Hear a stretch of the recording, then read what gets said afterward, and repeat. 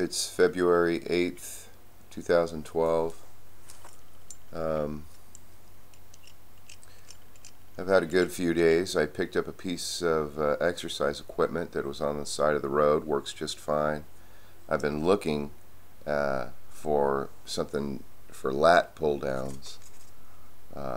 With my back, pull-ups would do it, but with my back, that's too much stress to put on my body, so I need to be in a sitting position. And I'm really excited about it. It got me motivated, and I've been doing my cardio, just walking, a couple times, more than an hour a day.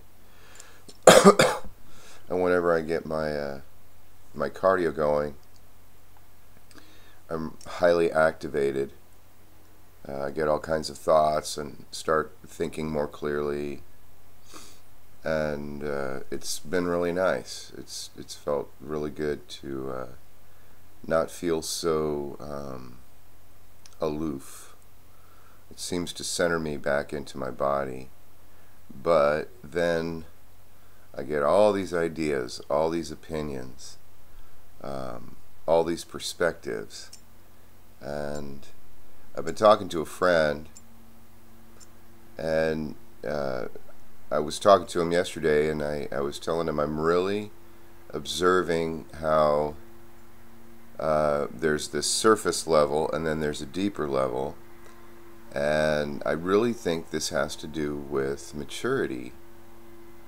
I had watched a Dr. Drew series, and it was on some person that was a plastic surgeon or a mother that got plastic surgery and got her daughter a $5,000 plastic surgery gift certificate, and her daughter's like under the age of 10.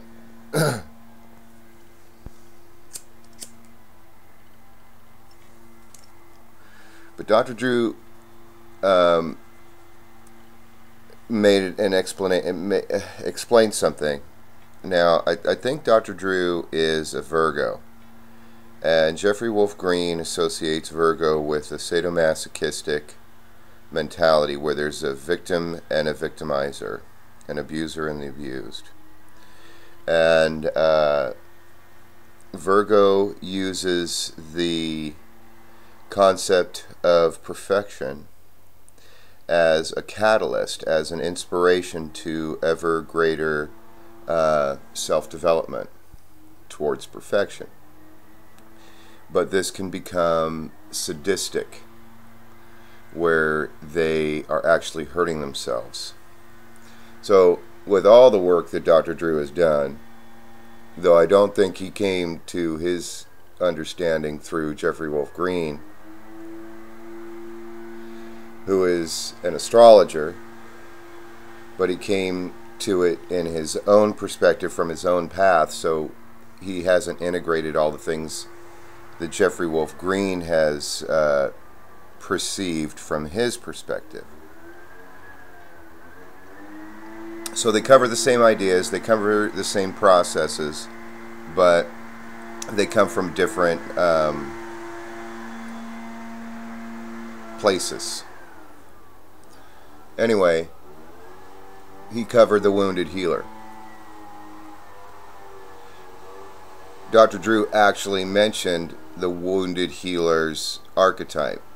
Now, I wouldn't be surprised that Dr. Drew has read Carl Jung, and Carl Jung, one of the archetypes Carl Jung addresses is the wounded healer, where a wound has been rendered, and in order to cure that wound, they need to heal other people, and it has to. I think it's Prometheus that was the archetypal character. Prometheus was condemned to have his liver or something picked out by a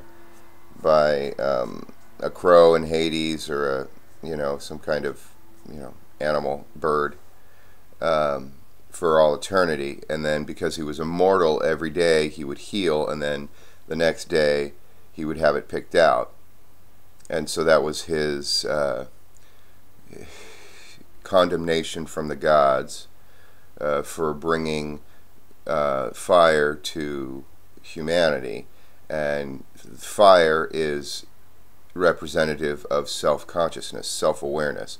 So the ability for humanity to become self-aware means that in that process of development, they no longer need the gods to make them aware of things. They can become aware of them themselves. And actually, this is where the concept of free will and everything arises through this myth. This is the story of the myth of how it came about. Anyway, Dr. Drew made an interesting explanation. This is why I like to see other people's perspectives of what they read. So Dr. Drew was explaining how there was a wound, and the wound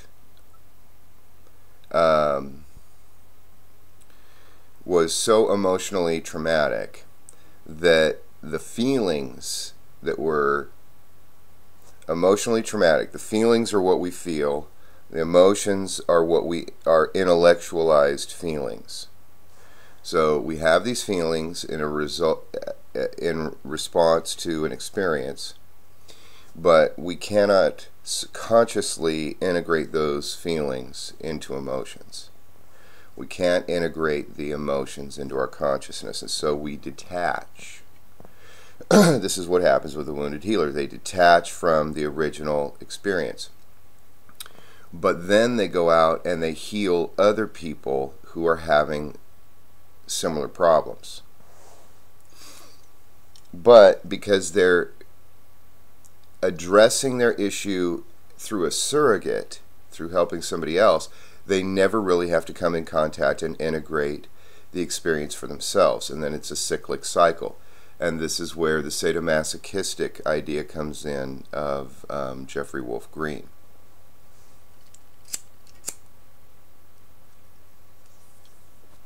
Jeffrey Wolf Green's description of the sadomasochistic archetype in Virgo. Actually, it's a Virgo-Pisces polarity. Anyway, at the beginning I said that there's the surface thing and then there's the deeper thing, and I've been realizing how the world is looking like an illusion to me, really more and more looking like an illusion, but not in the sense that it's negated. It's that these experiences we experience on the surface are surrogates for deeper things going on. So we actually need space-time and relativity and relationship in order to process our issues. But I was talking to my friend about this because he seems... So anyway, back to Dr. Drew. My friend has these emotional eruptions around certain things, and I was trying to explain to him these certain eruptions may be unprocessed feelings from an original wound. And this is what I felt was important to share with him, because by stepping back and observing these things about ourselves, we may be able to better take them into account. And it's not that we deny them, it's not that we fix them, it's not that we throw them off into an exile of hell or bad. It's that we incorporate them as part of ourselves and we become more of a whole person. And that's the Jungian perspective, is that we become more of a whole person. And I was explaining to him, there are two main ideas. One is sublimation, and this is an idea I've been telling him about because he's a Virgo. Virgos and Geminis are mercurial. They transform things. They like transformative experiences. But transformation is not metamorphosis, I've been describing to him. Metamorphosis is a complete change, whereas transformation is only a different form for the same thing.